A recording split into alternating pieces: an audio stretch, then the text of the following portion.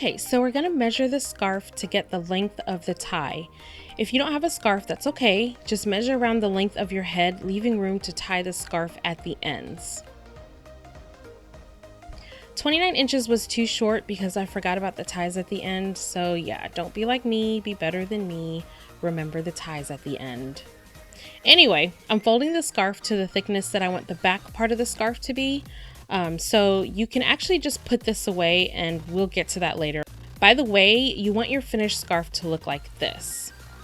Grab your white fabric. Again, be better than me and make sure it's ironed. I did iron mine after cutting it, but it's best to make sure your fabric is washed and ironed before you do anything to it anyway. So you'll want to lay it out and mark the length that you need from your scarf or head measurement. The thickness should be enough so you can sew it into a strap. Pro tip, bias tape.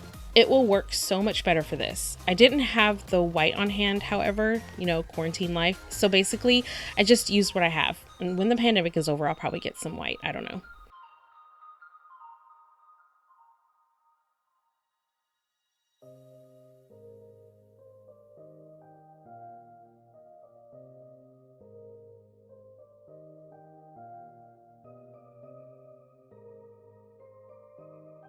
So now we're back to the folded scarf. Yeah, I just drew directly onto the fabric like a rebel with a pen. Again, don't be like me. But if you prefer working with a pattern, I have a free pattern available for you on my blog. Follow the link below and you can print it out, and it's basically just the rectangles that you need that are already measured, and then you'll need to measure the bias tape or the strap for around your head. See, I love you guys. Here I doubled the fabric. And don't forget to cut 2 of the front and back pieces. You'll need to double it, and I'll show you why later, but now you're going to cut it all out.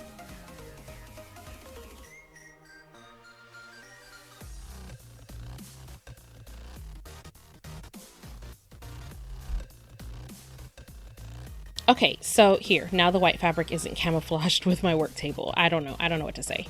So here are all of your pieces. If you did what I said and not what I did, you should have 3 pieces: the strap, the back piece, and the front piece. They're all ironed, and now we're ready to sew. See?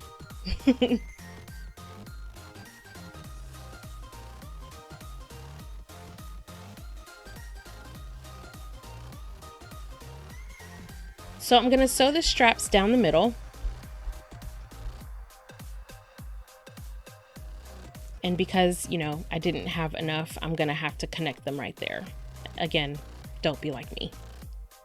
And of course, I'm going to sew the front and back pieces on 3 sides because I'm going to turn them right side out and then sew all 4 edges to make 2 triangles. Again, you'll see what I'm talking about, but basically we're just going to turn it inside out.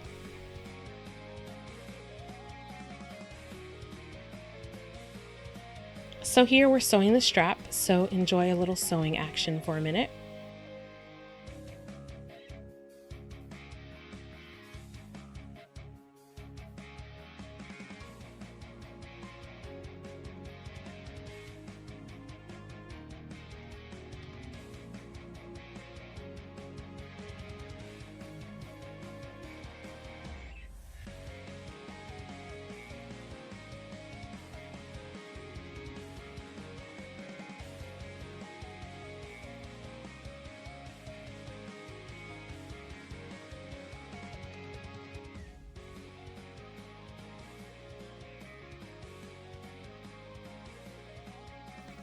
And this is the back piece. It's the bigger of the 2, so that's how you know it belongs in the back.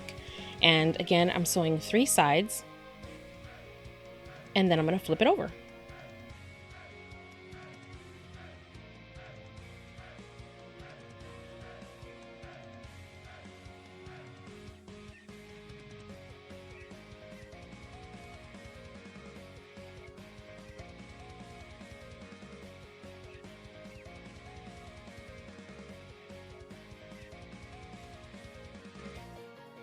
Once it's flipped, I'm going to sew all of the sides again just to make it nice and crisp at the ends. Okay, so at the last minute, I decided I wanted to be fancy and add the tulle to the front part of the scarf. So there it is.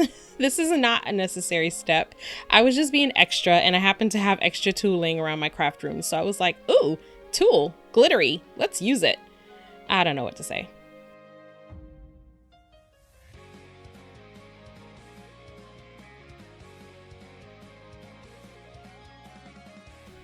All right, now the pieces are all sewn and it's time to assemble. I'm not gonna. First though, I'm gonna give each piece a light stitch so I can pull the thread at the ends and gather them for a kind of ruffled, pleated look. Here, you'll see what I'm doing in a minute.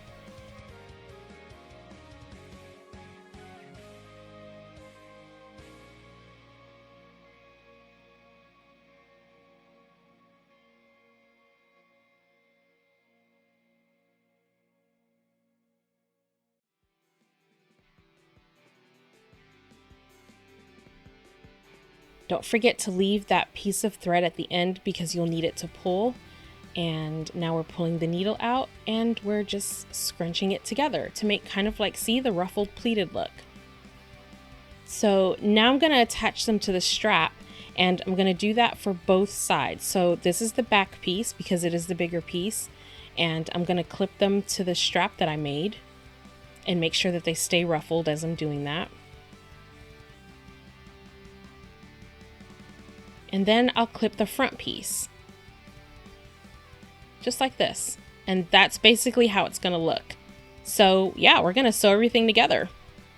And that's it, actually. See, all done. It wasn't that hard, was it? I hope not, and I hope that my instructions were clear. So now basically I'm gonna tie it to my wig head that my cousin painted for me because she's amazing. And then I'm gonna get ready to go and cosplay Mey Rin. Love her, and I really enjoyed making this. And I hope that you guys enjoyed seeing this video. I'm really pleased that you watched it. If you make this, then let me know in the comment section below, and stay tuned for more cosplay quickies. Thanks for watching, guys, and I will talk to you later.